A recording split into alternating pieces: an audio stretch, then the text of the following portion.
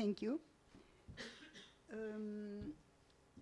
As we had the opportunity to speak before, I will refer to your precise question, and I'll start by saying that continuity today has ceased to be based on a smooth transmission of a defined legacy that passes through transgenerational lines. I suggest approaching our subject through the conceptual lenses of a diversified Jewish world, a world of multiple identities, meaning by that the need to understand the continuous process of construction, fragmentation, new formulations, and diversification of Jewish life, which leads to new dimensions that not necessarily imply erosion and decline of identity.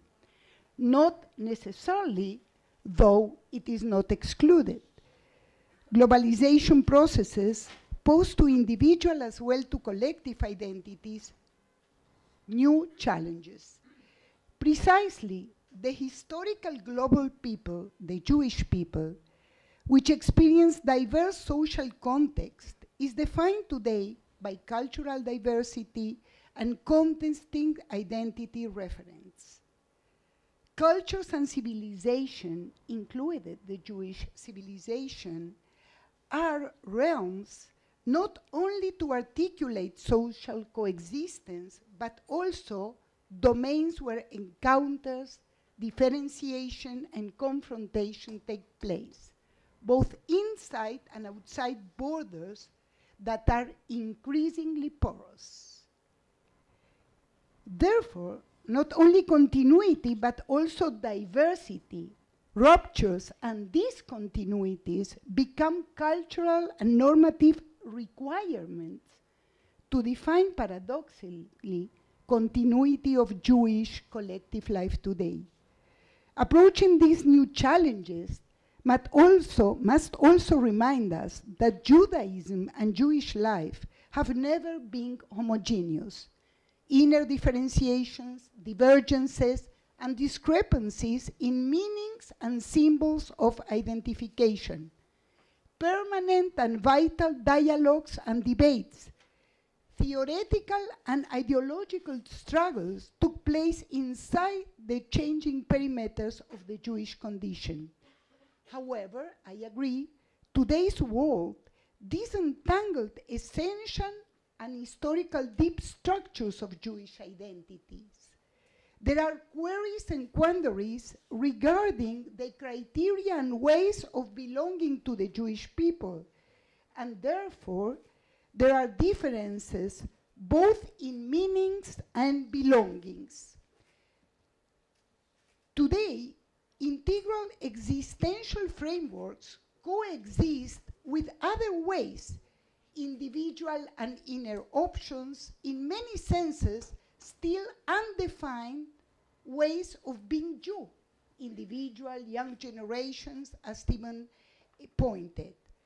Thus, I consider that the different normative traditional flows, the religion streams and orthodoxies, as well as flows defined by ethno-community parameters, cultural ones, as in Latin America, coexist with different cultural and spiritual options, in which also we see absence of identity consciousness as a collective endeavor.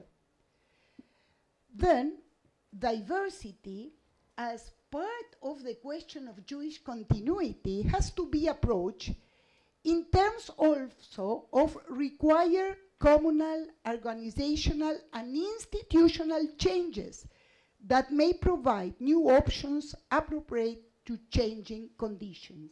And in this sense, continuity demands today to think of creative ruptures, borrowing the expression by Roskis. Creative ruptures, both intellectual and structural. And in this same vein, and following Jonathan Sern's expression when dealing with the secret of Jewish continuity, we seem to live times of discontinuity. As in the past, when Jewish life has faced unknown challenges, the forces of recovery have come not just from those willing to hold fast to familiar answers, but, if you may say paradoxically also, from those willing or eager to try a little of discontinuity on their own. Internal discontinuities may promote revitalization.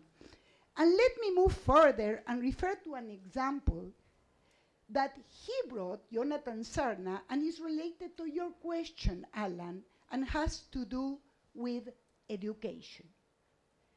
He saw how the idea and project of day school in the United States 50 years ago was seen as a discontinuity. It generated fierce internal opposition because they challenged a basic assumption, day schools, among American Jews regarding the intrinsic value, sacrosanct in nature, he said, of public education. No one doubts today that Jewish education has played a central role in promoting Jewish continuity. So let me finish, then moving, to answer your question, to a diverse setting where Jews have experienced different ways of identity and the place Jewish education had. From a global perspective, Latin America points precisely to shrinking communities due to intense migration processes. But simultaneously, there is a process of relocation of Jewish life in other countries and regions.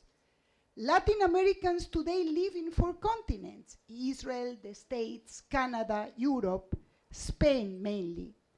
And I would say that this relocation of Jewish life means that we have to think today more from a perspective of content-wise terms and not only territorial terms.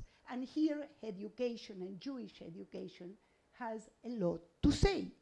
Latin American Jewish community built Jewish continuity in and through Jewish education.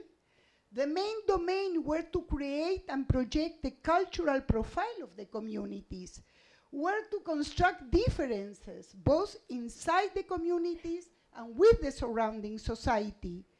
The main field were to display Jewish collective and public energy while negotiating with surrounding societies incorporation and integration. Then I would see, answering your question, that Jewish education may be seen as a structural seed for Jewish continuity inside a globalized and a transnational Jewish world. So then, let me finish by saying that with you, as we share knowing the profound tension between a diversified profile of a Jewish system that has to deal with scarcity of resources, from an extended Jewish global perspective, education means today a structural, cultural, and social capital. Based on knowledge, we may enhance solidarity amidst changing frontiers of Jewish life. Thank you.